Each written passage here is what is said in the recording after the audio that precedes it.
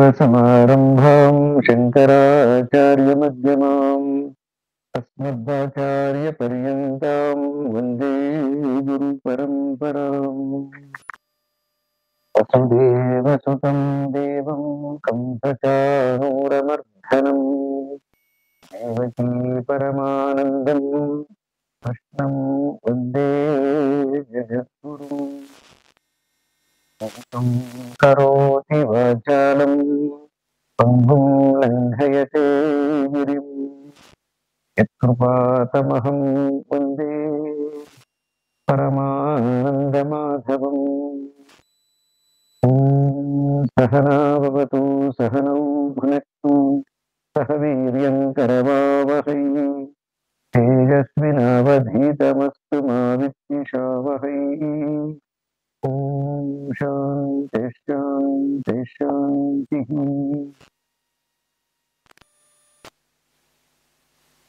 ಪರಮಾತ್ಮನ ಅನುಗ್ರಹದಿಂದ ಎಲ್ಲ ಭಗವದ್ಗೀತಾ ಶ್ರೋತೃ ವರ್ಗವೇ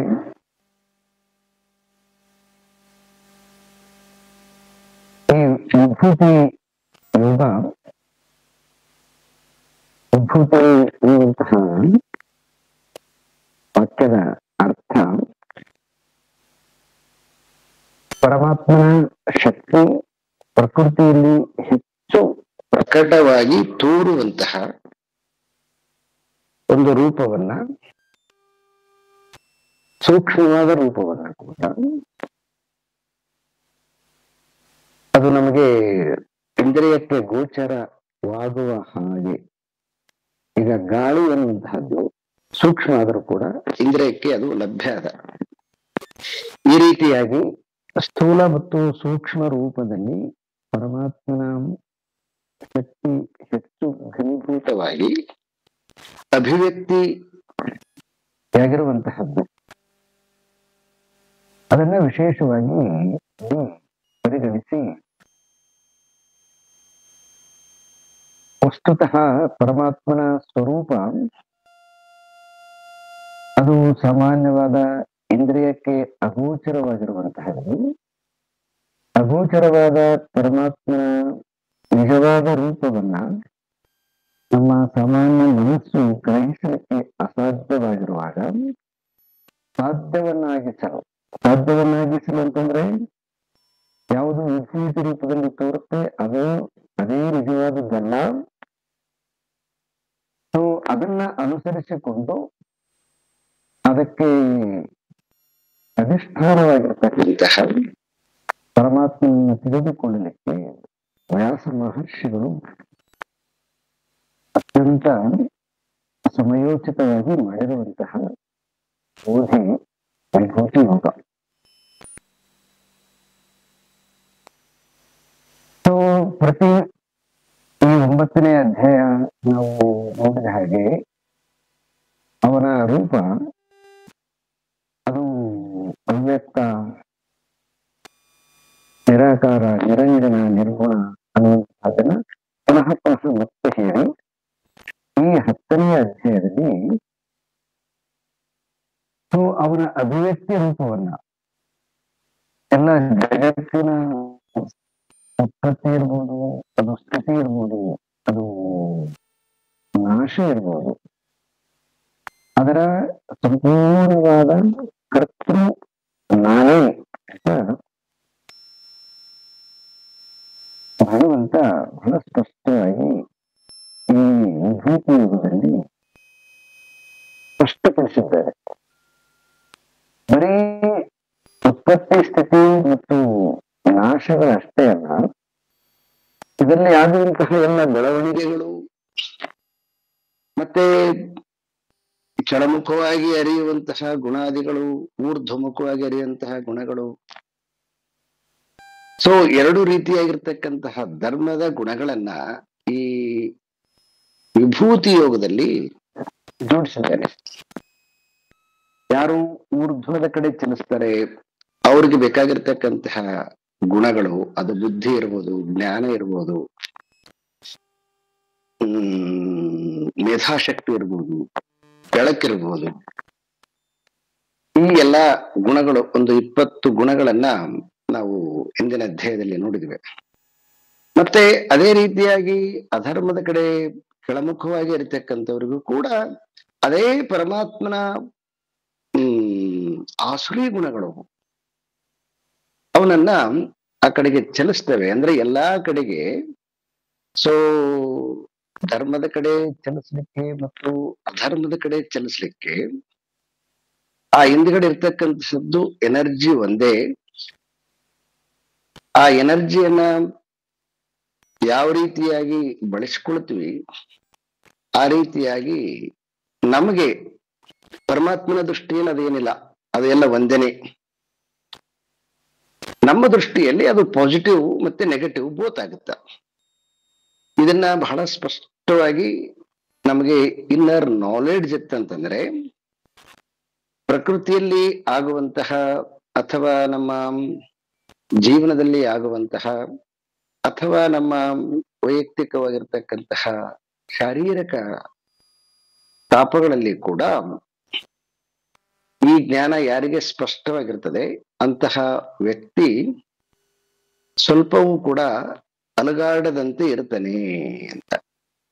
ಭೂಕಂಪ ಇರ್ಬೋದು, ಚಂಡಮಾರುತ ಇರ್ಬೋದು, ಮತ್ತೆ ಜ್ವಾಲಾಮುಖಿ ಇರ್ಬೋದು, ಯುದ್ಧಗಳಿರ್ಬೋದು, ಕರೋನಾದಂತ ಭೀಕರ ಮರಣಾಂತಿಕ ವೈರಸ್ಗಳಿರ್ಬೋದು. ಸೊ ಇವೆಲ್ಲವೂ ಕೂಡ ಪ್ರಕೃತಿಯಲ್ಲಿ ಸಹಜನೆ. ಇಂತಹ ಎಲ್ಲ ಸೊ ವಿಕೃತವಾದ ಮಾನವ ಜೀವನವನ್ನ ಹರಣ ಮಾಡತಕ್ಕಂತಹ ಏನೆಲ್ಲ ಶಕ್ತಿಗಳು, ಇವು ಎಲ್ಲವೂ ನಮ್ಮ ದೃಷ್ಟಿಯಿಂದ ಅವು ಒಳ್ಳೇದು ಕೆಟ್ಟದಂತ ಅನಿಸಿದರೆ ಆ ಭಗವಂತನ ದೃಷ್ಟಿಯಲ್ಲಿ ಅದು ಯಾವುದು ಕೂಡ ಒಳ್ಳೇದಿಲ್ಲ, ಕೆಟ್ಟದಿಲ್ಲ. ಯಾಕಂತಂದ್ರೆ ಅಲ್ಲಿ ಇರುವಂತಹದ್ದು ಒಂದೇ ಒಂದು. ಸೊ ಈ ಮಾಡರ್ನ್ ಸೈಂಟಿಸ್ಟ್ ಥಿಯರಿಯಲ್ಲಿ ಮಾತಾಡೋದಾದ್ರೆ ಅದು ಸುಪ್ಯೂರ್ ಎನರ್ಜಿ. ಸೊ ಈ ಸತ್ಯವನ್ನ ಯಾರು ಅರ್ಥ ಮಾಡಿಕೊಳ್ತಾರೆ ಅವಾಗ ಅವರು ಸ್ವಲ್ಪವೂ ಕೂಡ ಅಲಗಾಡದಂತೆ, ಹೆಂಗ ನಿರ್ವಾತ ಪ್ರದೇಶದಲ್ಲಿ ದೀಪ ಇರ್ತದೆ ಹಾಗೆ ಅವನು ತನ್ನ ಸ್ವರೂಪದಲ್ಲಿ ಸ್ವಸ್ಥನಾಗಿ ಇರ್ತಾನೆ ಅನ್ನುವಂತಹ ಒಂದು ಒಳ ಸೂಕ್ಷ್ಮದ ವಿಚಾರವನ್ನ ತಿಳಿಸಿ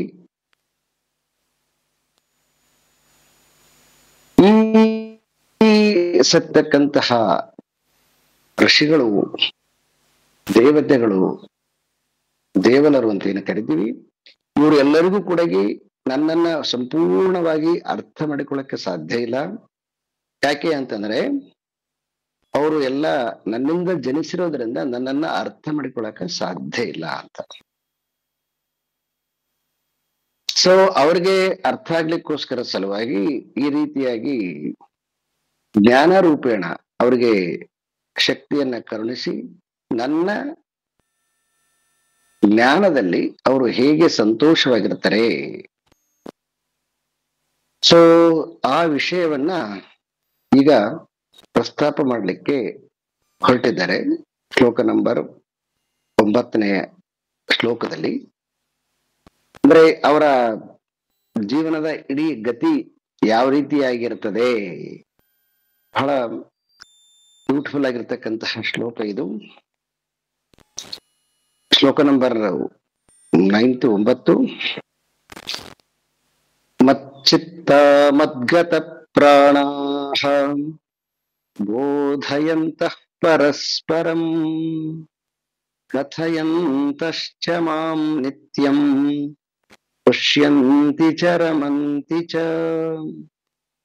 ತೇಷಾಂ ಸತತಯುಕ್ತಾನಾಂ ಭಜತಾಂ ಪ್ರೀತಿಪೂರ್ವಕಂ ದದಾಮಿ ಬುದ್ಧಿಯೋಗಂ ತಂ ಯೇನ ಮಾಮುಪಯಾಂತಿ ತೇ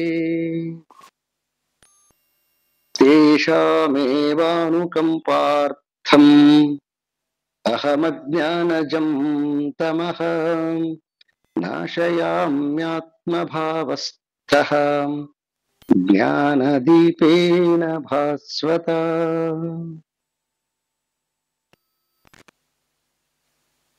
ಸೊ ಈ 3 ಶ್ಲೋಕಗಳಲ್ಲಿ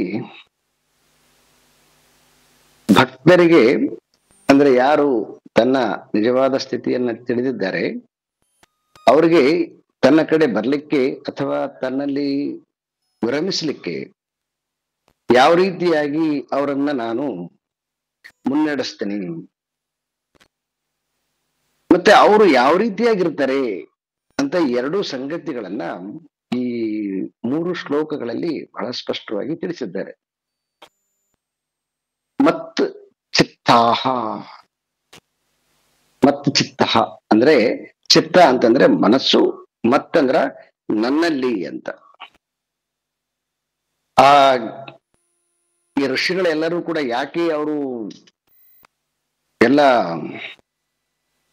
ಜೀವನದ ಋಷಿಗಳಂತಂದಗಳಿಗೆ ಮತ್ತೆ ನೀವು ಸನ್ಯಾಸಿಗಳಂತ ಅರ್ಥ ಮಾಡಿಕೊಬಿಡಿ. ಋಷಿಗಳು ಸಂಸಾರದ ಜೀವನವನ್ನ ಹೊಂದಿರತಕ್ಕಂತಹ ಋಷಿಗಳು ಕೂಡ ಹೇಗೆ ಅವರು ಆ ಅಚಲವಾಗಿದ್ರು, ಹಿಮಾಚಲದಂತೆ ನಿಶ್ಚಲವಾಗಿದ್ರು.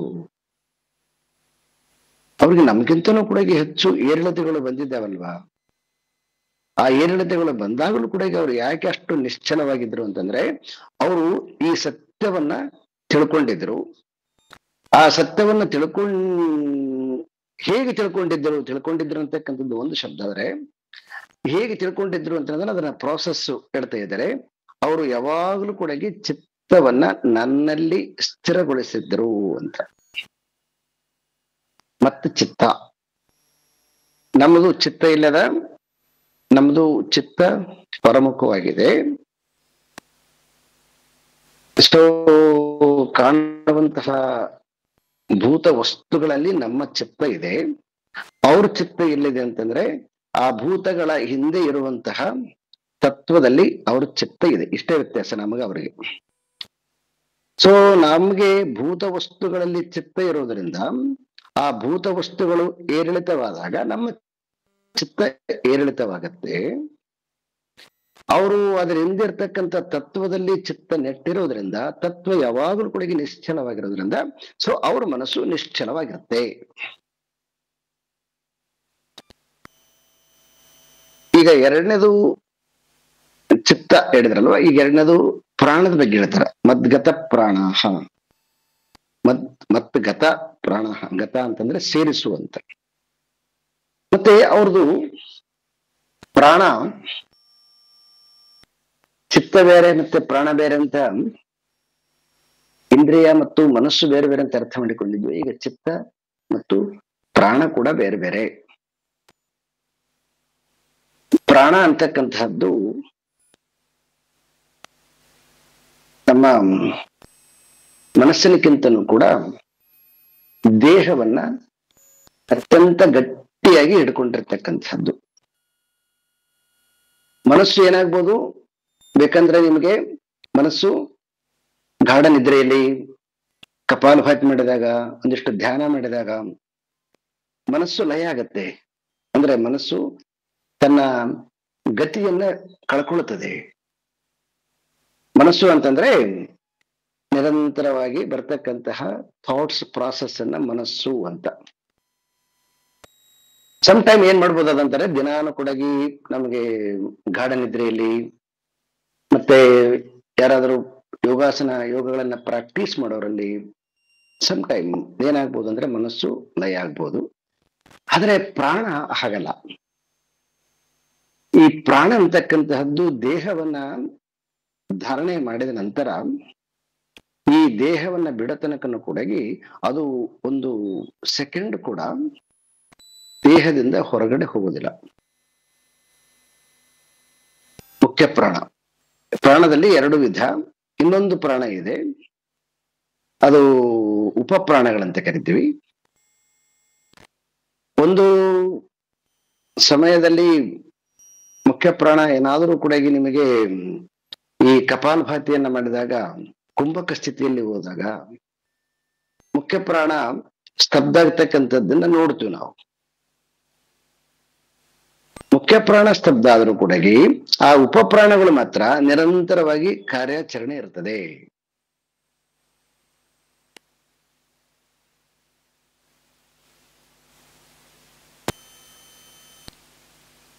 ದೇಹವನ್ನ ಧರಿಸಿರುವಂತಹ ಪ್ರಾಣ, ಅದರದು ಗುಣ ಏನಂತಂದ್ರೆ, ಪ್ರಾಣದ ಗುಣ ಹಸಿವು, ಬಾಯಾರಿಕೆ, ತೃಷೆ, ಬಯಕೆ,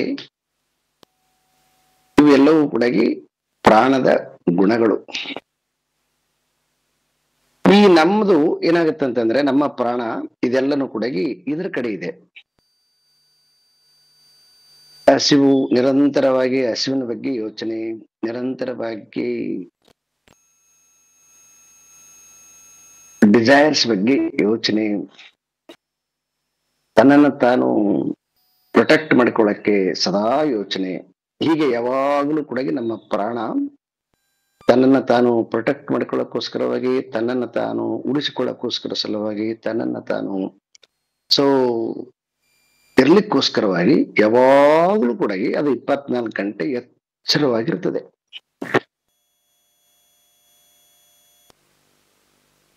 ಆದ್ರೆ ಈ ಋಷಿಗಳದು ಪ್ರಾಣ ಏನಾಗತ್ತೆ ಅಂತಂದ್ರೆ, ಅದು ಭೂತ ವಸ್ತುಗಳ ಜೊತೆಗೆ ಸಂಘವನ್ನ ಬಿಟ್ಟು ಭೂತಗಳ ಹಿಂದೆ ಇರುವಂತಹ ತತ್ವದಲ್ಲಿ ಪ್ರಾಣ ನಿಶ್ಚಲವಾಗಿರುತ್ತೆ. ಸೊ ನಿನ್ನೆ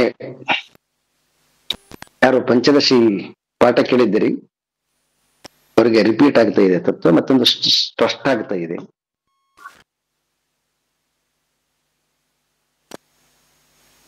ಅಂದ್ರೆ ಮನಸ್ಸಿನಕ್ಕಿಂತ ಸಂಸಾರವನ್ನ ಗಟ್ಟಿಗಿಡ್ಕೊಂಡಿರ್ತಕ್ಕಂಥದ್ದು ಪ್ರಾಣ. ಅದಕ್ಕೆ ನನ್ನ ಪ್ರಾಣ, ನನ್ನ ಜೀವ ಅಂತ ಹಿಂಗೆಲ್ಲ ಶಬ್ದ ಪ್ರಯೋಗ ಮಾಡ್ತೀವಿ ನಾವು. ನನ್ನ ಮಗು, ನನ್ನ ಪ್ರಾಣ, ಅದು ನಮ್ಮಲ್ಲಿರೋದೇ ಪ್ರಾಣ. ಪ್ರಾಣ ಅಂದ್ರೆ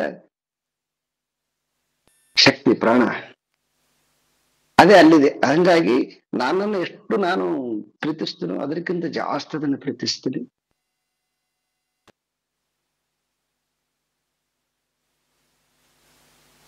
ಸೊ ಯಾವಾಗ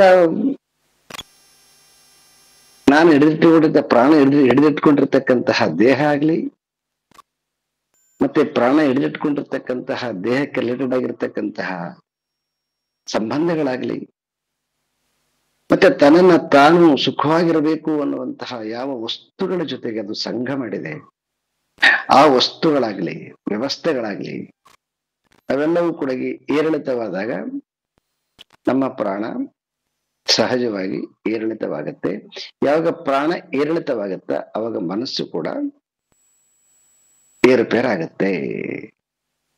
ಹಾಗಾಗಿ ನಮಗೆಲ್ಲರಿಗೂ ಕೂಡ ನಿರಂತರವಾಗಿ ಯಾಕೆ ಈ ನಡುವೆ ಸ್ವಲ್ಪ ಸ್ಟ್ರೆಸ್ ಜಾಸ್ತಿ ಆಗಿದೆ ಅಂದ್ರೆ, ನಮ್ಮ ಭೌತಿಕ ಬದುಕಿನ ಜೊತೆಗೆ ನಮ್ಮ ಫೋಕಸಿಂಗ್ ಕೆಪಾಸಿಟಿ ಜಾಸ್ತಿ ಆಗ್ಯದ. ಹಾಗಾಗಿ ಮೊದಲು ಅಷ್ಟೊಂದು ಇದ್ದಿಲ್ಲ. ಮೊದಲು ಲೈಫ್ ಅವ್ರದ್ದು ತುಂಬಾ ವ್ಯವಸ್ಥೆಗಳು ಕಡಿಮೆ ಇದ್ದಾಗ ಆ ಇರೋ ವ್ಯವಸ್ಥೆಯಲ್ಲೇನೆ, ಯಾಕಂದ್ರೆ ಅವ್ರಿಗೆ ಇನ್ನೊಂದು ಬುದ್ಧಿ ಬೆಳವಣಿಗೆ ಆಗಿದ್ದಿಲ್ಲ ಅಷ್ಟೊಂದು. ಅವಾಗೇನು ಅವ್ರಿಗೆ ವಾಹನಗಳಿದ್ದಿಲ್ಲ, ಆರಾಮ ನಡ್ಕೊಂಡು ಹೋಗೋದೊಂದೇ ಧರ್ಮ ಆಗಿಬಿಟ್ಟಿತ್ತು, ಮತ್ತೇನಿದ್ದಿಲ್ಲ. ಬಹಳ ಅಂತಂದ್ರೆ ಚಕ್ಕಡಿಯಿಂದನೋ ಕುದುರೆಯಿಂದನೋ ಹೋಗ್ತಿದ್ರು. ಆದ್ರೆ ಈಗ ಹಾಗಲ್ಲಲ್ವಾ, ಎಷ್ಟೊಂದು ನಾವು ವ್ಯವಸ್ಥೆ ಡೆವಲಪ್ ಮಾಡಿಕೊಂಡಿದ್ದೀವಿ. ಹಾಗಾಗಿ ಹೆಚ್ಚು ಹೆಚ್ಚು ಐಷಾರಾಮವಾಗಿ ನಾವು ನಮ್ಮ ಜೀವನವನ್ನ ನಿರ್ವಹಣೆ ಮಾಡುವಾಗ ನಾವು ಹೆಚ್ಚು ಹೆಚ್ಚು ಸಂಪಾದನೆ ಮಾಡ್ಬೇಕಾಗತ್ತೆ. ಮತ್ತೆ ಯಾವಾಗ ಹೆಚ್ಚು ಸಂಪಾದನೆ ಮಾಡ್ಬೇಕಾಗತ್ತೆ ಅವಾಗ ಹೆಚ್ಚು ನಮ್ಮ ಮೈಂಡ್ ಡಿಸ್ಟರ್ಬ್ ಆಗತಕ್ಕಂತಹದ್ದು ಸಹಜವಾಗಿರ್ತಕ್ಕಂಥದ್ದು. ಆದರೆ ಈ ಭೌತಿಕ ವಸ್ತುಗಳ ಜೊತೆ ಆ ಋಷಿಗಳದು ಮನಸ್ಸು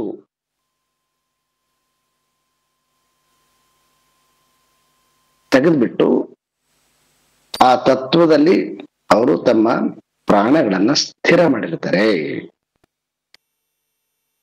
ಸೊ ಇವೆರಡು ತುಂಬಾ ಗ್ರೇಟ್ ಋಷಿಗಳಿಗೆ ಹೇಳಿರ್ತಕ್ಕಂಥ ವಾಕ್ಯಗಳು. ಇನ್ನು ಸಾಧಕರಾಗಿರ್ತಕ್ಕಂಥವ್ರು ಬಟ್ಟೆ ಲಾಂಛನ ಹಾಕೊಂಡಿರ್ತಾರೆ, ದೀಕ್ಷೆ ತಗೊಂಡಿರ್ತಾರೆ, ತನ್ನನ್ನ ತಾನು ಸಾಧಕ ಅಂತ ನಿರ್ಣಯ ಮಾಡಿಕೊಂಡಿರ್ತಾರೆ. ಸೊ ಅವ್ರಿಗೆ ಅವರ ಪ್ರಾಣವಾಗ್ಲಿ ಅವರ ಚಿತ್ತವಾಗ್ಲಿ ಸಂಪೂರ್ಣವಾಗಿ ನೆಟ್ಟಿರೋದಿಲ್ಲ. ಅವಾಗ ಅವ್ರಿಗೆ ಏನು ಅಂತಂದ್ರೆ ಬೋಧೆಯಂತಹ ಪರಸ್ಪರಂ, ಬೋಧೆಯಂತಹ ಪರಸ್ಪರಂ ಅಂದ್ರೆ ಅವ್ರೇನ್ ಮಾಡ್ಬೇಕು ಅಂತಂದ್ರೆ ಆ ಯಾರು ಆ ಪ್ರಾಣ ಮತ್ತು ಮನಸ್ಸನ್ನ ಪರಮಾತ್ಮನಲ್ಲಿ ನೆಟ್ಟಿರ್ತಾರೆ ಅವ್ರ ಜೊತೆ ಅದರ ಬಗ್ಗೆ ಅವನು ತಿಳ್ಕೊಳ್ಬೇಕು. ಹೇಗೆ ನಾನು ಪ್ರಾಕ್ಟೀಸ್ ಮಾಡ್ಬೇಕು ಅಂತಕ್ಕಂಥದ್ದನ್ನ ತಿಳ್ಕೊಳ್ಬೇಕು. ಬೋಧ ಅಂತಂದ್ರೆ ತಿಳಿ ಅಂತ, ಅವನ ಬಗ್ಗೆ ತಿಳ್ಕೊಳ್ಬೇಕು, ಅವನ ಬಗ್ಗೆ ಮಾತನಾಡ್ಬೇಕು. ಯಾರು ಯಾರು ತತ್ವರೂಪೇಣ ಇರ್ತಕ್ಕಂತಹ ಆ ತತ್ವ ಸ್ವರೂಪನಾಗಿರ್ತಕ್ಕಂತಹ ಪರಬ್ರಹ್ಮ ವಸ್ತುವಿನ ಜ್ಞಾನವನ್ನ ಆ ಋಷಿಗಳಿಂದ ಅವನೇನ್ ಮಾಡ್ಬೇಕು, ಪರಸ್ಪರಂ ಬೋಧೆಯಂತಹ ತಿಳ್ಕೊಳ್ಬೇಕು. ಸೊ ಇನ್ನು ಮೂರನೇದಾಗಿ ಯಾರು ಇನ್ನು ಅವನು ಜೀವನ ಇನ್ನು ಜಿಜ್ಞಾಸು ಅಂತೂ ಕೂಡ ಆಗಿರೋದಿಲ್ಲ ಅವನು. ಸೊ ಅಂತವನ್ ಏನ್ ಮಾಡ್ಬೇಕು ಅಂತಂದ್ರೆ ಅವನು ಕಥೆಯಂತಹ ಅಂತಂದ್ರೆ ಪುರಾಣಗಳಲ್ಲಿ ಬರುವಂತಹ ಪರಮಾತ್ಮನ ಅನೇಕ ಲೀಲಾ ವಿನೋದಗಳನ್ನ, ಲೀಲಾ ಪ್ರಸಂಗಗಳನ್ನ ಓದ್ಬೇಕು.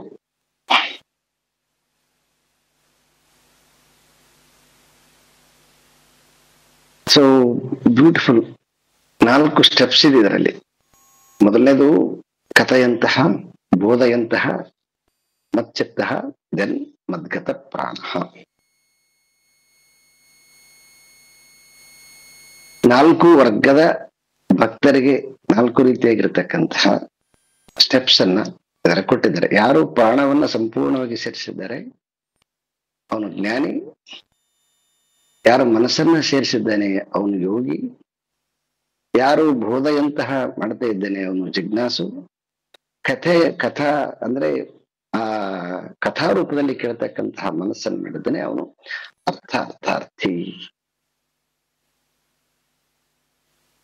ಆ 7th ಚಾಪ್ಟರ್ದು ಚೈನ್ ಹಾಗೆ ಇದೆ, ಹಾಗೆ ಇದು 12th ಚಾಪ್ಟರ್ ಮುಗಿದ ತನಕನೂ ಇರುತ್ತೆ ಇದು ಚೈನ್.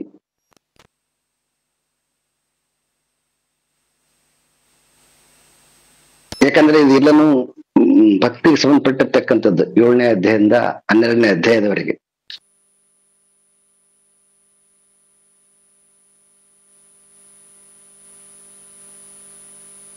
ಈಗ ನಾವು ಎಲ್ಲಿ ಕಥೆಗಳನ್ನ ಕೇಳೋದ್ರಲ್ಲಿ ಸಂತೋಷ ಪಡ್ತಾ ಇದ್ದೀವ, ಇಲ್ಲ ತತ್ವವನ್ನ ತಿಳ್ಕೊಳ್ಳೋದ್ರಲ್ಲಿ ಸಂತೋಷವನ್ನ ಪಡ್ತಾ ಇದ್ದೀವ, ಅಥವಾ ಮನಸ್ಸನ್ನ ಅವಾಗವಾಗ ಸ್ಥಿರಗೊಳಿಸಿ ಅದರ ಆನಂದದಲ್ಲಿ ಸಂತೋಷ ಪಡ್ತಾ ಇದ್ದೀವ, ಇಲ್ಲ ಪ್ರಾಣವನ್ನ ಸಂಪೂರ್ಣವಾಗಿ ಸರೆಂಡರ್ ಮಾಡಿ ಆ ಆತ್ಯಂತಿಕವಾಗಿರ್ತಕ್ಕಂತಹ ಸ್ಥಿತಿಯಲ್ಲಿದ್ದೀವ. ಇಟ್ಸ್ ವೆರಿ ಸಿಂಪಲ್ ಆಗಿರ್ತಕ್ಕಂಥದ್ದು. ನಮ್ಮನ್ನ ನಾವು ನೋಡ್ಕೊಳಕ್ಕೆ ಮತ್ತೆ ಎಲ್ಲಿದ್ದೀವ ಅಲ್ಲಿಂದ ಮುಂದಿನ ಸ್ಟೆಪ್ಗೆ ಹೋಗ್ಲಿಕ್ಕೆ. ತೇಷಾಂ ಸತತ ಯುಕ್ತಾನಾಂ ಭಜತಾಂ ಪ್ರೀತಿಪೂರ್ವಕಂ. ಸೊ ಈ ರೀತಿಯಾಗಿ ಯಾರು ಈ ಕಡೆ ಮನಸ್ಸನ್ನ ಮಾಡ್ತಾನೆ, ತೇಷಾಂ ಸತತ ಯುಕ್ತಾನಾಂ ಅಂದ್ರೆ ನಿರಂತರವಾಗಿ, ಭಜತಾಂ ಪ್ರೀತಿಪೂರ್ವಕಂ. ಈಗ ಯಾಕೆ ಸೊ ಶ್ಲೋಕಗಳನ್ನ ಜಸ್ಟ್ ಹೇಳಲಿಕ್ಕೆ ಪ್ರಯತ್ನ ಮಾಡಿ ಅಂತ ಈಗ ಒಂದು ಪ್ರಾಕ್ಟೀಸ್ ಕ್ಲಾಸಸ್ ಅನ್ನು ಕೊಟ್ಟಿದ್ದೇವೆ ಅಂತಂದ್ರೆ, ಸೊ ಮೊದಲು ಆ ಕಡೆಗೆ ಮನಸ್ಸು ಒಂದು ಸ್ವಲ್ಪ ಹೊತ್ತಾದ್ರೂ ಕೂಡ ಆ ಕಡೆಗೆ ಚಲಿಸ್ಲಿ ಅಂತ.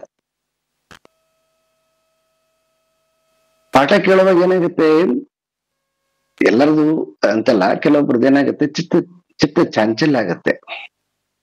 ಆದರೆ ನೀವು ಶ್ಲೋಕಗಳನ್ನ ಕಲಿಯುವಾಗ ನಿಮಗೆ ಚಿತ್ತ ಚಾಂಚಲ್ಯ ಕಡಿಮೆ ಆಗುತ್ತೆ.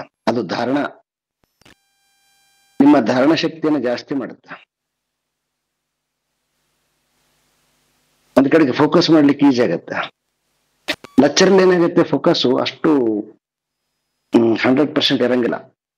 ಅದೇ ನೀವು ಉಚ್ಚಾರಣೆ ಮಾಡಕ್ ಹೋಗಿ ಮನಸ್ಸು ಅಲ್ಲಿ ಬಿಟ್ಟು ಎಲ್ಲಿ ಇರಂಗಿಲ್ಲ, ಇನ್ನೊಂದು ಥಾಟ್ಸ್ ಇರಂಗಿಲ್ಲ ಅಲ್ಲಿ. ಈಗ ಎರಡನೇ ಸ್ಟೆಪ್ಸ್ ಏನಂತಂದ್ರೆ, ಆ ಶ್ಲೋಕಗಳನ್ನ ಉಚ್ಚಾರಣೆ ಮಾಡುವಾಗ ಕಲಿಯುವಾಗ ಮಿಸ್ಟೇಕ್ ಅಂದ್ರೆ ಕರೆಕ್ಷನ್ ಅಂದ್ರೆ ಕೆಲವೊಬ್ಬರಿಗೆ ಉಚ್ಚಾರಣೆ ಮಾಡಕ್ಕೆ ಅವು ಟ್ವಿಸ್ಟ್ ಆಗೋದಿಲ್ಲ. ಟ್ವಿಸ್ಟ್ ಆಗದಿದ್ದಾಗ ಬೇಜಾರು ಮಾಡಿಕೊಬಾರ್ದು. ಅದನ್ನ ಬೇಜಾರು ಮಾಡಿಕೊಳ್ಳೋದು ಏನದ, ಪುನಃ ಪುನಃ ಆ ದೇವನಾಗರಿ ಭಾಷೆಯನ್ನ ಹೇಳ್ತಾ ಹೋಗ್ಬೇಕು.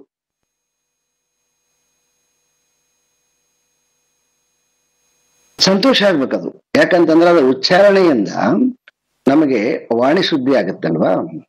ಒಂದು ಸಾರಿ ವಾಣಿ ಶುದ್ಧಿ ಆಯ್ತಂತಂದ್ರೆ ಲೈಫ್ ಲಾಂಗ್ ಪ್ರಾಪರ್ಟಿ. ಉಳಿದು ಯಾವ ಲೈಫ್ ಲಾಂಗ್ ನಮ್ಮನ್ನ ಶಾಶ್ವತವಾಗಿ ನಮ್ಮಿಂದ ಕದಲದಂತೆ ಇರೋದಿಲ್ಲ.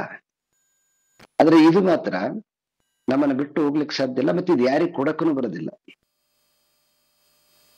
ಸೊ ಹಾಗಾಗಿ ಈಗ ಕಲಿಯುವಾಗ ಪ್ರೀತಿಯಿಂದ ಕಲ್ರಿ. 2 ಸಲ ಬರ್ಲಿಲ್ಲ, 3ನೇ ಸಲ ಬರಲ್ಲ, 4ನೇ ಸಲ ಬರಲ್ಲ, 100 ಸಲ ಆದ್ರೂ ಪರವಾಗಿಲ್ಲ.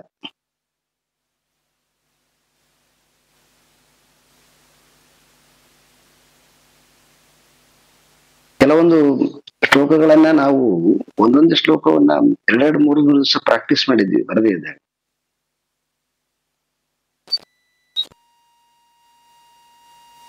ಸೊ ಹಾಗಾಗಿ ಅದ್ರ ಬಗ್ಗೆ ನಮಗೆ ಪ್ರೀತಿ ಬರ್ಬೇಕು.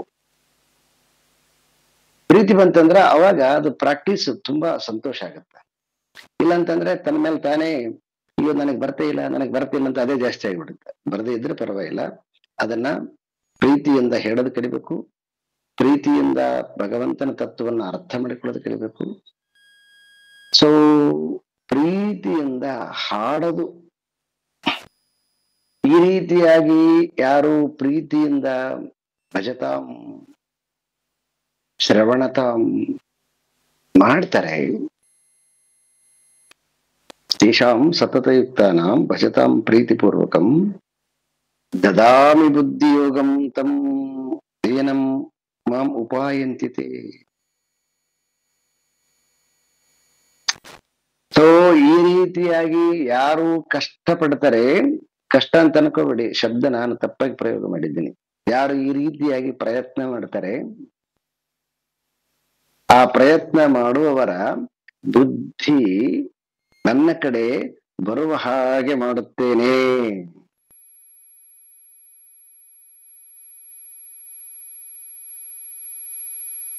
ನೋ ಡೌಟ್ ಅವರು ಇವತ್ತು ಒಂದು ಹೆಜ್ಜೆ ಇಟ್ಟಿದ್ದಾರೆ ಅಂತಂದ್ರೆ ಆ ಇನ್ನೊಂದು ಹೆಜ್ಜೆಗೆ ಬಲ ನಾನೇ ಆಗಿ ನಿಂತುಕೊಂಡು ಅವರನ್ನ ನಾನು ನನ್ನ ಕಡೆ ಆಕರ್ಷಿಸುತ್ತೇನೆ. ಹಾಗಾಗಿ ಅವನನ್ನ ಜನಾರ್ದನ, ಪರಮಾತ್ಮನಿಗೆ ಮತ್ತೊಂದು ಹೆಸರು ಜನಾರ್ದನ. ಜನಾರ್ದನ ಅಂತಂದ್ರೆ 2 ರೀತಿಯಿಂದ, ಲೌಕಿಕವಾಗಿರ್ತಕ್ಕಂತಹ ಏನಾದರೂ ಆಶೆಗಳನ್ನ ಅವನ ಹತ್ರನೇ ಕೇಳ್ತೀವಿ, ಅಧ್ಯಾತ್ಮದ ಕಡೆ ಹೋಗ್ಬೇಕಾದ್ರೆ ಸದ್ಬುದ್ಧಿಗಳನ್ನು ಕೂಡ ಅವನ ಹತ್ರ ಕೇಳ್ತೀವಿ. ಹೀಗೆ ಎಲ್ಲರನ್ನ ತನ್ನ ಕಡೆ ಆಕರ್ಷಿಸುವಂತವನು ಜನಾರ್ದನ. ಸೊ ಚಾಯ್ಸ್ ನಮ್ ಕಡೆ, ಯಾವ ಕಡೆಗೆ ನಾವು ಮನಸ್ಸು ಮಾಡ್ತೀವಿ ಎಲ್ಲಾ ಕಡೆಗೆ ಅವನು ಕೊಡೋನು ಅವನೇನೆ ಬುದ್ಧಿ. ನೀವೊಂದು ಮ್ಯಾನೇಜ್ಮೆಂಟ್ ಅಲ್ಲಿ ಇದ್ದಂತಂದ್ರೆ ನಿಮಗೆ ಉತ್ತಮವಾಗಿರ್ತಕ್ಕಂತಹ ಮ್ಯಾನೇಜ್ಮೆಂಟ್ ಕಡೆಗೆ ಬುದ್ಧಿ. ನೀವು ಪಾಲಿಟಿಕ್ಸ್ ಆಗಿದ್ರಂದ್ರೆ ಪಾಲಿಟಿಕ್ಸ್ ಕಡೆ ಬುದ್ಧಿ.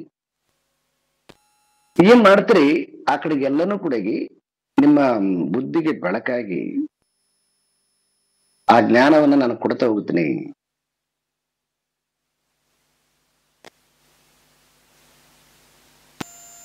ತೇಷಾಂ ಏವ ಅನುಕಂಪಾರ್ಥಂ,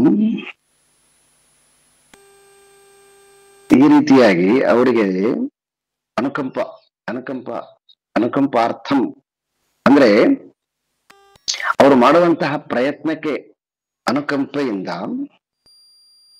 ಅನುಕಂಪ ಅಂದ್ರೆ ಕರುಣೆ ಅಂತ, ಪೂರ್ಣವಾದ ಕರುಣೆಯಿಂದ ಅಹಂ ಅಜ್ಞಾನಜಂ ತಮಃ.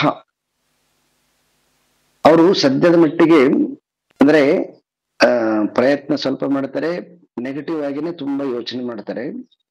ಆ ನೆಗೆಟಿವ್ ಆಗಿ ಯೋಚನೆ ಮಾಡ್ತಕ್ಕಂತಹದ್ದು ಅದು ಅಜ್ಞಾನದ ಸಂಕೇತ. ಆ ಅಜ್ಞಾನದ ಸಂಕೇತವನ್ನ ಅವರಿಂದ ಅದನ್ನ ತೆಗೆದುಹಾಕ್ಲಿಕ್ಕೆ ಸಾಧ್ಯ ಆಗೋದಿಲ್ಲ. ಯಾಕಂದ್ರೆ ಅದು ನಾನು ಸೃಷ್ಟಿ ಮಾಡಿರ್ತಕ್ಕಂಥದ್ದು. ಆದ್ರೆ ಯಾರು ನನ್ನನ್ನ ಉಪಾಸನೆ ಮಾಡಕ್ ಕಡೆಗೆ ಬರ್ತಾರೆ, ನನ್ನನ್ನ ತಿಳ್ಕೊಳ್ಳೋದ್ರ ಕಡೆ ಬರ್ತಾರೆ, ನನ್ನ ನಾಮವನ್ನ ಹೇಳೋದ್ರ ಕಡೆ ಬರ್ತಾರೆ, ಅವಾಗ ನಾನು ಏನ್ ಮಾಡ್ತೀನಿ ಅಂತಂದ್ರೆ ಅವರ ಹೃದಯದಲ್ಲಿರ್ತಕ್ಕಂತಹ ಆ ಅಜ್ಞಾನವನ್ನ ನಾಶ ಮಾಡ್ತೀನಿ.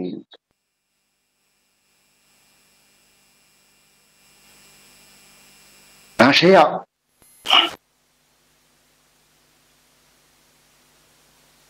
ಅದು ಎಂಥದಂತಂದ್ರೆ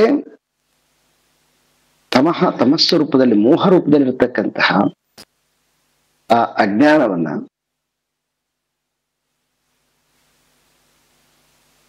ನಾನು ಜ್ಞಾನ ರೂಪೇಣ ಜ್ಞಾನ ದೀಪೇನ ಭಾಸ್ವತ, ಈ ಜ್ಞಾನ ರೂಪದಿಂದ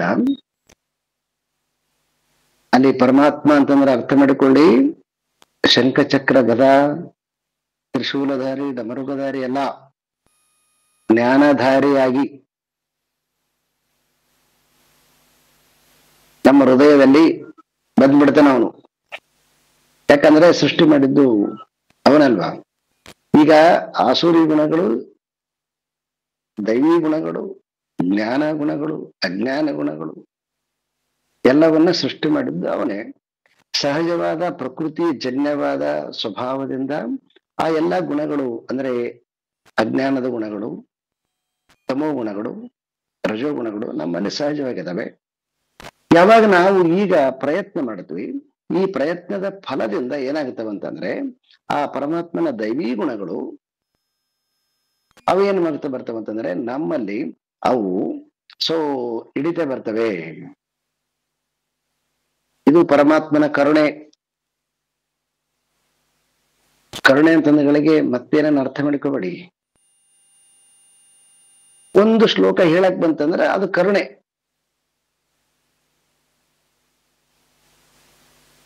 ಏನ್ ಲಾಭ ರೀ ಅಂತಂದ್ರೆ ಒಂದ್ ಶ್ಲೋಕ ಹೇಳ್ತಿರಲ್ಲ, ಅದೇ ಲಾಭ. ಅಷ್ಟು ಆನಂದ ಆಗುತ್ತೆ ಅಲ್ವಾ.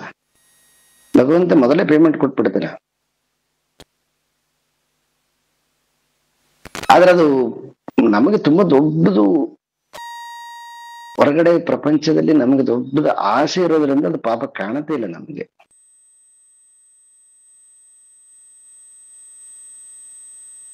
ಏನ್ ಆಸೆಗಳು ಏನು ಗೊತ್ತಿಲ್ಲ.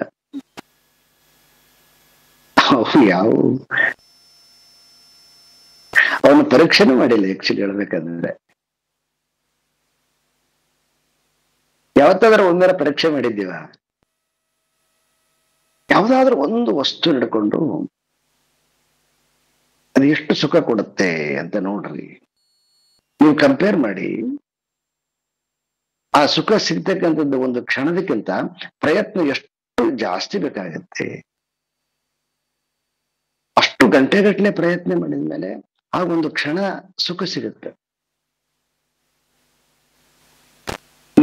ನೀವು ಬರೀ ಮನುಷ್ಯರನ್ನಲ್ಲ, ನಾಯಿನ ನೀವು ನಾಯಿ ಪ್ರೀತಿ ಸಿಗ್ಬೇಕಂತಂದ್ರೆ ಮೊದಲು ಸರ್ಕಸ್ ಮಾಡ್ಬೇಕು ನೀವು ನಾಯಿ ಜೊತೆಗೆ.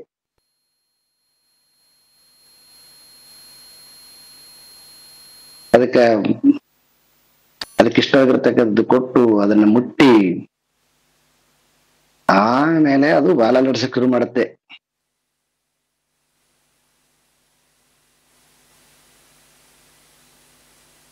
ಅಷ್ಟು ಪ್ರಯತ್ನ ಹಾಕಿದ ಮೇಲೆ. ಆದ್ರೆ ಇಲ್ಲಿ ಹೆಂಗದಂತಂದ್ರೆ ಇಲ್ಲಿ ಪ್ರಯತ್ನ ಕಡಿಮೆ, ಫಲ ಜಾಸ್ತಿ. ಇಲ್ಲಿ ಪ್ರಯತ್ನ ಜಾಸ್ತಿ ಅಲ್ರಿ ಅಂತ ನಿಮ್ಗೆ ಅನ್ಸೋದು. ಯಾಕಂತಂದ್ರೆ ಈ ಪ್ರಯತ್ನ ಇದು ನಮಗೆ ಅಭ್ಯಾಸ ಇಲ್ಲದೆ ಇರೋದ್ರಿಂದ ಸ್ವಲ್ಪ ಹೆಚ್ಚು ಅನ್ಸುತ್ತೆ. ಅಲ್ಲಿ ಏನಾಗಿದೆ ಅಂದ್ರೆ ಅಲ್ಲಿ ನ್ಯಾಚುರಲ್ ಆಗಿ ಅದು ನಮಗೆ ಅಭ್ಯಾಸ ಇರೋದ್ರಿಂದ, ಅದು ಸಹಜವಾಗಿ ಮಾಡೋದ್ರಿಂದ ಅದು ನಮಗೆ ದೀರ್ಘ ಅಂತ ಅನ್ಸೋದಿಲ್ಲ. ಇಷ್ಟೇ ವ್ಯತ್ಯಾಸ.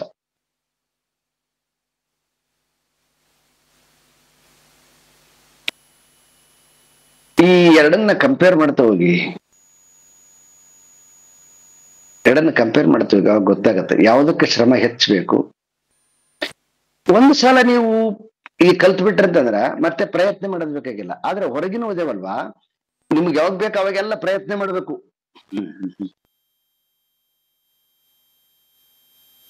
ನೀವೊಂದು ಜಸ್ಟ್ ಒಂದು ಸೋಫಾ ಸೀಟ್ ಇದೆ ನಿಮ್ ಮನೆಯಲ್ಲಿ ಅಂತ ಇಟ್ಕೊಳ್ಳಿ, ಬಹಳ ಒಳ್ಳೆ ಕ್ವಾಲಿಟಿ ತಗೊಂಡು ಬಂದಿರಿ. ನೀವು ಬಂದು ಕುತ್ಕೋಬೇಕಂತಂದ್ರ ಅದನ್ನೆಲ್ಲ ಕ್ಲೀನ್ ಮಾಡ್ಕೋಬೇಕು. ಅದನ್ನ ಮತ್ತೆ ನಾಳೆ ಕುತ್ಬೇಕಾದ್ರೆ ಮತ್ತೆ ಕ್ಲೀನ್ ಮಾಡ್ಬೇಕು. ಮತ್ತೆ ಯಾವಾಗೆಲ್ಲ ಗಲೀಜಾಗತ್ತೆ ಅವಾಗ ಅದನ್ನ ಕ್ಲೀನ್ ಮಾಡ್ತಾನೆ ಇರ್ಬೇಕು ನೀವು. ಆದ್ರೆ ಇದಾಗಲ್ಲ ಇದು. ಒಂದು ಸಾರಿ ಇಲ್ಲಿ ಸ್ಟಾರ್ಟಿಂಗ್ ಅಲ್ಲಿ ಕ್ಲೀನ್ ಮಾಡಿಬಿಟ್ರೆ ಅಂತಂದ್ರೆ ದಿನ ದಿನ ಕ್ಲೀನ್ ಮಾಡ್ತಕ್ಕಂಥ ಕೆಲಸ ಇರಂಗಿಲ್ಲ. ಎಷ್ಟು ನೋಡ್ರಿ ವ್ಯತ್ಯಾಸ ಇದೆ. ಯಾವುದಕ್ಕೆ ನಾವು ಶ್ರಮ ಜಾಸ್ತಿ ಹಾಕ್ತೀವಿ ಗೊತ್ತಾಗತ್ತ. ಇದಕ್ಕೆ ಶ್ರಮ ಕಡಿಮೆ, ಫಲ ಜಾಸ್ತಿ. ಅದಕ್ಕೆ ಶ್ರಮ ಜಾಸ್ತಿ, ಫಲ ಕಡಿಮೆ. ಬಟ್ ಆದ್ರೂ ಕೂಡ ನಮ್ಮ ಮನಸ್ಸು ಅದು ಸುಲಭ, ಇದು ಕಷ್ಟ ಅಂತ ಆಗಿಬಿಟ್ಟಿದೆ.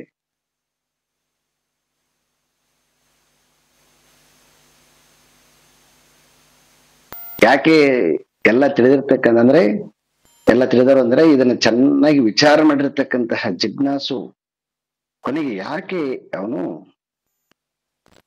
ಆ ಪರತತ್ವದ ಕಡೆ ಹೋಗ್ತಾನಂತಂದ್ರೆ, ಅವನೇನು ಹೇಳಿ ಅಲ್ಲ, ಅವನು ಮಹಾನ್ ಯೋಧ.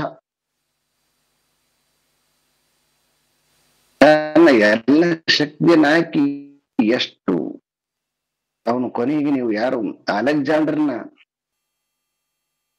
ಯಾರೆಲ್ಲ ಮಹಾನ್ ವ್ಯಕ್ತಿಗಳಿದ್ದಾರೆ ಕೇಳ್ರಿ, ಕೊನೆಗೆ ಅವರು ಸರೆಂಡರ್ ಆಗಿರ್ತಕ್ಕಂಥದ್ದು ಗೊತ್ತಾಯ್ತು. ಅವರೆಲ್ಲ ಕೊನೆಯ ಸಂದರ್ಭದಲ್ಲಿ ಸರೆಂಡರ್ ಆದ. ಆದರೆ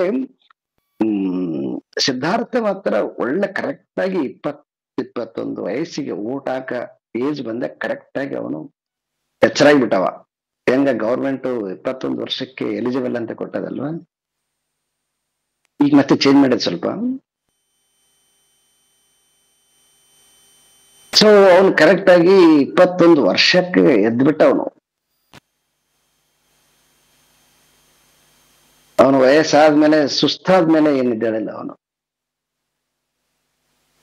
ಇನ್ನೂ ಎಲ್ಲ ಇಂದ್ರಿಯಗಳು ಬಲಿಷ್ಠವಾಗಿರುವಾಗ ಎದ್ಬಿಟ್ಟ. ಸೊ ನಾವ್ ಯಾರೆಲ್ಲ ನೋಡ್ತೀವಿ ಅವರೆಲ್ಲರೂ ಕೂಡ ಸೊ ಈ ಲೋಕದ ಎಲ್ಲ ಸಮರ್ಥತೆಯನ್ನ ಅವು ಅಲ್ಲಾಡಿಸಿ ಜಗ್ಗಿ ಕೊನೆಗೆ ಗೊತ್ತಾಗಿರ್ತಕ್ಕಂಥದ್ದು ಇದರಲ್ಲಿ ಶ್ರಮನೇ ಜಾಸ್ತಿ, ಸುಖ ಕಡಿಮೆ ಅಂತ ಚೆನ್ನಾಗಿ ತಿಳಿದ್ರು. ಅವರು ಚೆನ್ನಾಗಿ ತಿಳಿದ ಮೇಲೆ ಅವಾಗ ಅವರು ಈ ಕಡೆ ಹೆಜ್ಜೆ ಇಟ್ಟಿರ್ತಕ್ಕಂಥದ್ದು. ಈಗಲೂ ಕೂಡ ನಾವು ಈಗ ವಿಚಾರ ಮಾಡ್ತಾ ಹೋಗೋಣ. ವಿಚಾರ ಮಾಡ್ತಾ ಹೋದ್ವಿ ಅಂತಂದ್ರೆ ಈ ಜ್ಞಾನದಿಂದ ಪ್ರಾಕ್ಟೀಸ್ ಮಾಡ್ಬೇಕು. ಇವನ್ನ ಸುಮ್ನೆ ಏನೋ ಕತೆ ತರ ಕೇಳೋದಲ್ಲ. ಒಂದ್ ಯಾವ್ದಾರ ಒಂದು ತಗೊಂಡು ನೋಡ್ರಿ. ಈಗ ನಾನು ಸುಮ್ನೆ ಎಕ್ಸಾಂಪಲ್ ಹೇಳಿದ್ದೀನಿ ನಿಮ್ಗೆ, ನೀವು ಪ್ರಾಕ್ಟೀಸ್ ಮಾಡ್ರಿ, ಗೊತ್ತಾಗತ್ತ ಶ್ರಮ ಯಾವ್ದಕ್ ಜಾಸ್ತಿ ಆಗ್ತೀವಿ ಅಂತ.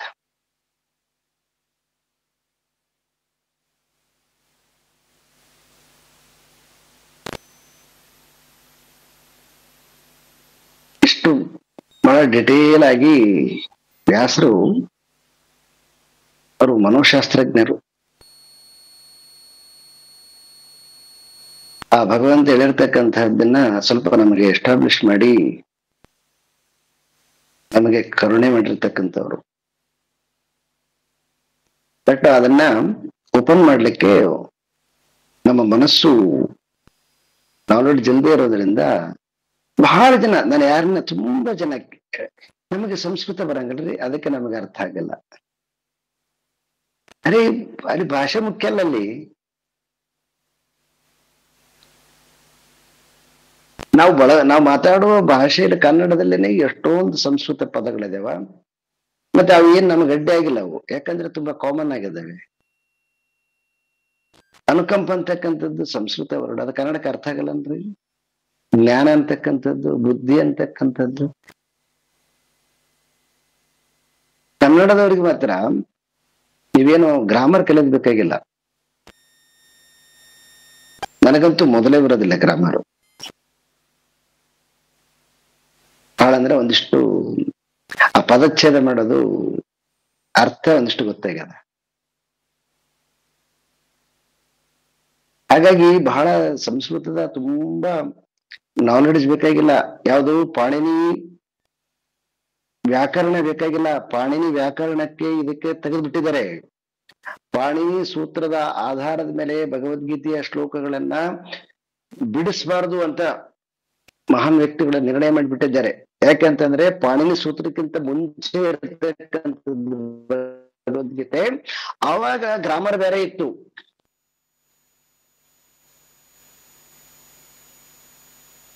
ಇದು ಯಾರಿಗೆ ಸಂಸ್ಕೃತ ಬರಲ್ಲ ಅಂತ ಹೇಳ್ತಾರಲ್ಲ ಅವ್ರಿಗೆ ಅವಾಗಿನ ಗ್ರಾಮರ್ ಬೇರೆ. ದೆನ್ ಪಾಣಿನಿ ಬಂದ್ಮೇಲೆ ಪಾಣಿನಿ ಸೂತ್ರದ ಆಧಾರದ ಮೇಲೆ ಗ್ರಾಮರ್ ಬೇರೆ. ನೀವು ಶಂಕರ ಭಾಷೆಗಳನ್ನು ಓದಿ, ಅದು ಪಾಣಿನಿ ಸೂತ್ರದ ಮೇಲೆ ಇದೆ. ಅಲ್ಲಿ ಬೇಕಾಗತ್ತೆ ಸ್ವಲ್ಪ. ಆದ್ರೆ ನೀವು ಭಗವದ್ಗೀತೆ ಸುಮ್ಮನೆ ಜನರಲ್ ಆಗಿ ಕ್ಯಾಶುವಲ್ ಆಗಿ ಅವ್ರದ್ದು ಆಡು ಭಾಷೆ ಆಗಿತ್ತು. ಆಡು ಭಾಷೆಯಲ್ಲಿ ಮಾತಾಡತಕ್ಕಂಥದ್ದು. ಆಡು ಭಾಷೆ ಮಾತಾಡುವಾಗ ಗ್ರಾಮರ್ ಬೇಕನ್ನು. ಈಗ ನೋಡಿ, ಸಿಂಪಲ್ ಆಗಿ, ಈಗ ನಾನು ಶಾಲೆಗೆ ಹೋಗುತ್ತೇನೆ, ನಾನು ಕರ್ತೃ, ಶಾಲೆ ಕರ್ಮ, ಹೋಗುತ್ತೇನೆ ಕ್ರಿಯಾ ಕನ್ನಡದಲ್ಲಿ. ಆದ್ರೆ ಹೀಗೆ ಆರ್ಡರ್ ಹೇಳ್ಬೇಕಂತೇನಿಲ್ಲ.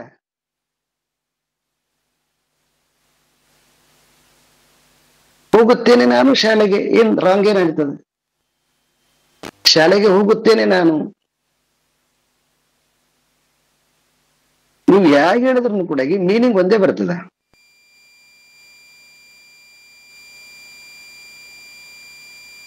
ಸೊ ಹಾಗಾಗಿ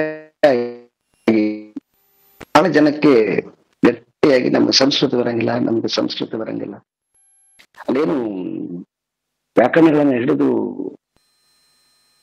ಇದು ಸಪ್ತಮಿ ಪ್ರತ್ಯಯ ಆಗುತ್ತೆ, ಇದು ಅಷ್ಟಮಿ ವಿಭಕ್ತಿ ಆಗುತ್ತೆ, ಇದು ಚತುರ್ಥಿ ವಿಭಕ್ತಿ ಆಗುತ್ತೆ ಅಂತ ಹೇಳಿ ಭಗವದ್ಗೀತೆ ಶ್ಲೋಕಗಳನ್ನ ಅಲ್ಲಿ ವಿಭಕ್ತಿ ಪ್ರತ್ಯಯದಿಂದನೋ, ಛಂದಸ್ಸಿನಿಂದನೋ, ಅಲಂಕಾರದಿಂದನೋ, ಸಂಧಿಯಿಂದನೋ, ಏನೊಂದ್ ಸ್ವಲ್ಪ ಸಂಧಿ ಬೇಕಾಗುತ್ತೆ ಅಷ್ಟೇ, ಬೇಕಾಗಿಲ್ಲ ಅದು. ಯಾಕಂತಂದ್ರೆ ಎಲ್ಲರ ಹೃದಯದಲ್ಲಿ ಇರ್ತಕ್ಕಂತಹ ಪರಮಾತ್ಮನನ್ನ ಜಸ್ಟ್ ಪರಿಚಯ ಮಾಡೋಕ್ಕೋಸ್ಕರ ಸಲುವಾಗಿ ಒಂದು ಭಾಷೆ ಅಷ್ಟೆ. ಭಾಷೆ ಬರೆದಿದ್ರೆ ಕೈಸನ್ನೆಯಿಂದನೇ ಎಷ್ಟೋ ಜನ ಬದುಕ್ತಾ ಇದ್ದಾರೆ. ಹಾಗೆ ಕೇಳ್ತಕ್ಕಂಥದ್ದೊಂದು ಇಚ್ಛೆ ಒಂದಿದ್ಬಿಟ್ರೆ ಸಾಕು, ಅದು ತನ್ನಿಂತಾನೆ ಓಪನ್ ಆಗತ್ತೆ.